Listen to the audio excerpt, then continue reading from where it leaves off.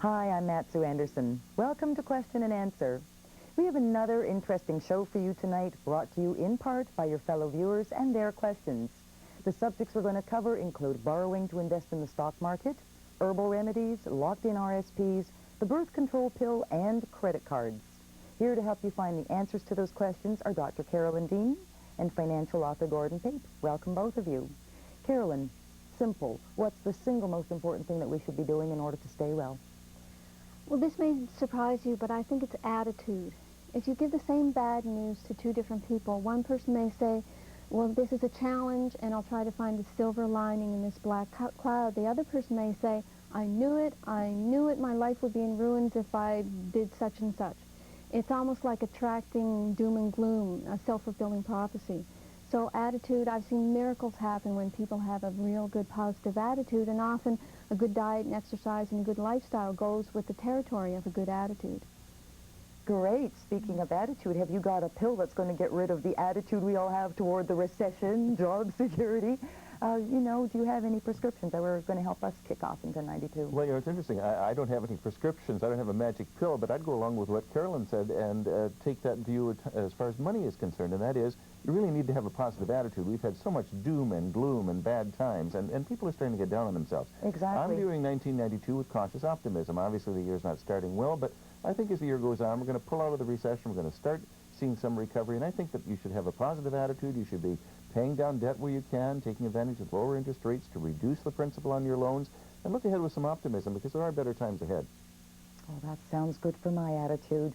Okay, let's get down to business, your questions and our answers.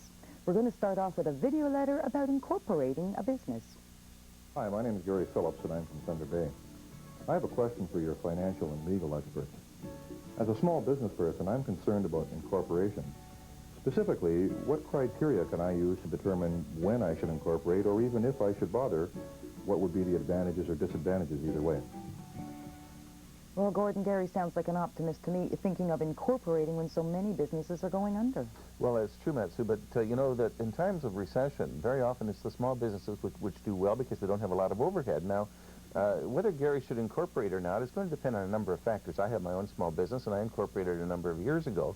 Some of the advantages that I find are, for example, income splitting. You can split dividends by dividing the share ownership with your spouse if you're married, also with your children. So this enables you to split dividends amongst various family members. If a family member doesn't have any other income, you can have up to $22,000 a year in tax-free dividends. So that's one major example. Another good advantage, of course, is that an incorporated business gets the advantage of the small business corporation rate. And here, of course, the first $200,000 of earnings that the company has, you get a tax break on that. So these are two very important advantages. Main disadvantages, of course, lots of paperwork. You've got to go ahead and get all the legal work done, and it's going to cost you money. So these are the disadvantages to take into account. Okay, well, we've got Gary on the line. Hi, welcome to Question and Answer. Hello. Hi. Now, what kind of a business are you in? It's training and consulting services. Okay, well, do you have another question for Gordon? I was just wondering, Gordon, in making the decision on whether the advantages would outweigh the disadvantages for me, are there any criteria that I could look at or indicators, again, that would tell me at this point in time it's to my advantage or not? Okay, well, the first thing I would look at, Gary, is your profitability. If you incorporate the business, you cannot deduct any losses from your own personal income. As long as you stay unincorporated, then if you indeed incur losses, you can deduct them from other sources of income which you may have. As soon as you incorporate, the only losses are really charged against the business. You lose the ability to do that. So certainly if there's any possibility at all that the business might not make a profit, then I would wait to incorporate. Hold off on it until such time as the business is clearly profitable.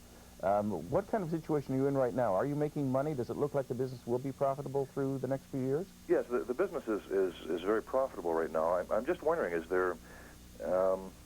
I've heard people bat around various figures that at certain levels of revenue, they may be used as a kind of a gross indicator of incorporation being to your advantage. Is there any rule of thumb in that nature?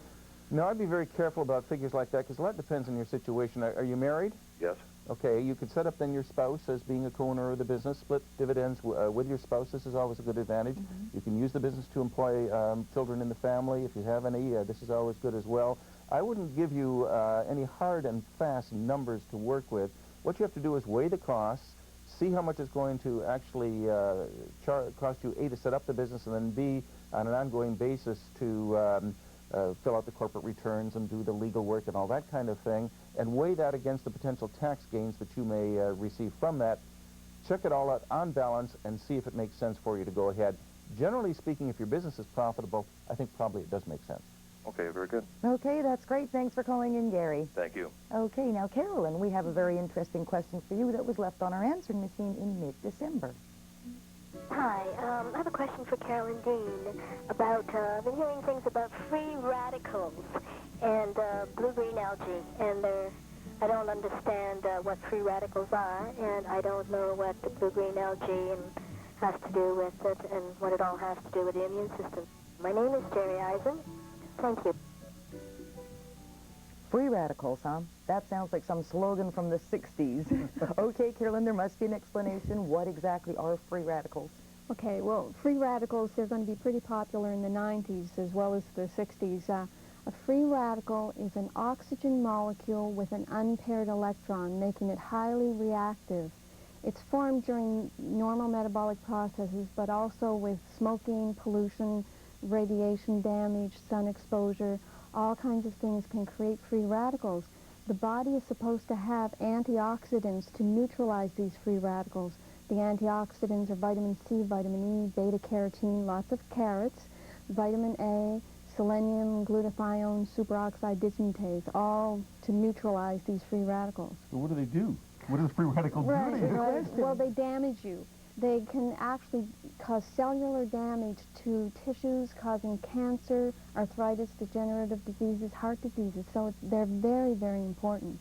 Okay, well, then what was the thing Jerry asked about the blue-green algae and its relationship on the immune system? Right. The algae, there are a lot of algae products out now, and as far as I understand it, they're one-celled organisms, and they have a lot of antioxidant nutrients like beta-carotene and vitamin A in them.